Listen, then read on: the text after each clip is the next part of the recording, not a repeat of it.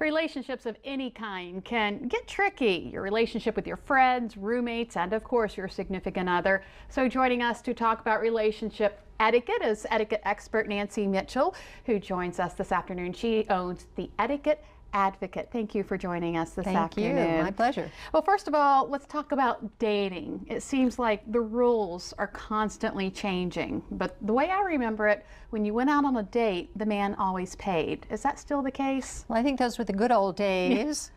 Now, the rule of thumb is the person who extends the invitation will be the person who's paying, and it's equal opportunity when you think about that. Perhaps a woman would like to invite a man out to an evening. She has tickets to something, or buys tickets because she would like to have a reason to extend this invitation to a young man. I think it's the person who extends the invitation.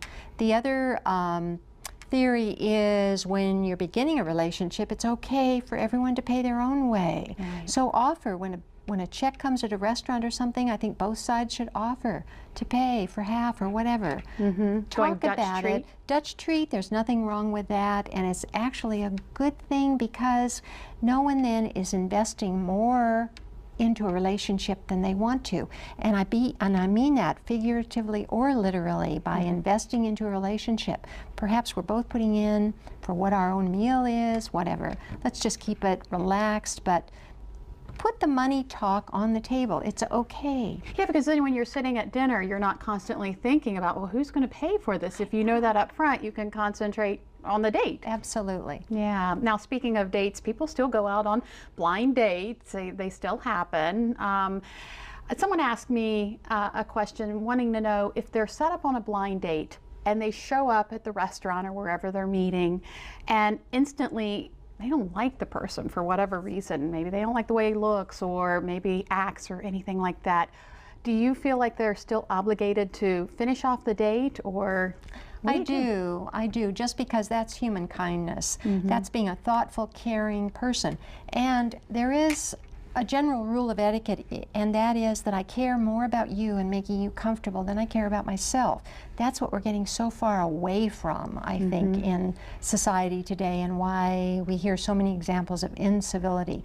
So absolutely, what do you have to lose? Right. You give an evening getting to know someone, knowing that's not your life partner, but you hear them out, you extend yourself, you have a good conversation, and you part. Who knows, that could be one of your friends from now on. May not be your significant other in the future, it could be a good friend. If it's not even that, what do you have to lose? It's one evening of your life and theirs. Treat someone else with respect, with kindness, be a thoughtful guest, if you will, and part with shaking hands and say, let's try to stay in touch. Yeah.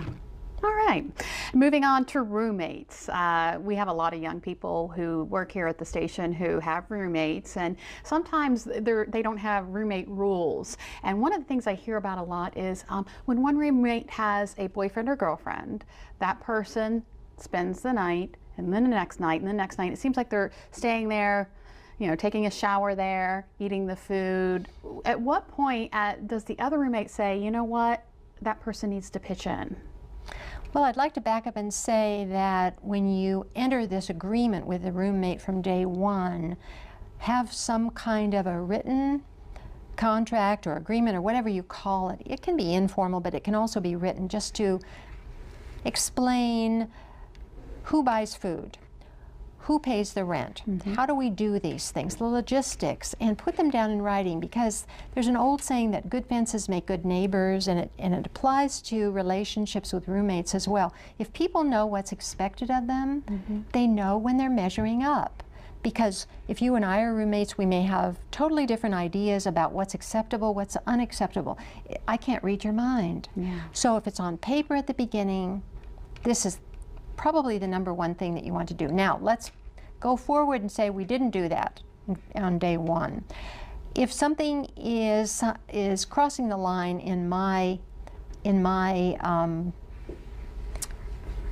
how I look at something, how I think things should be running, then I should talk with you, and not at the point where it's become such an issue that I'm yelling or I'm so upset, or Right. I'm threatening you in some way. First time it happens, we're going to sit down and say, I noticed your boyfriend stays over. Do you think that's going to happen often? I wanted you to know that it makes me really, really uncomfortable. If he does come more than once a week, then perhaps he's going to be part of our roommate system. Could he possibly give to the food budget? Could he possibly do something of the cleaning?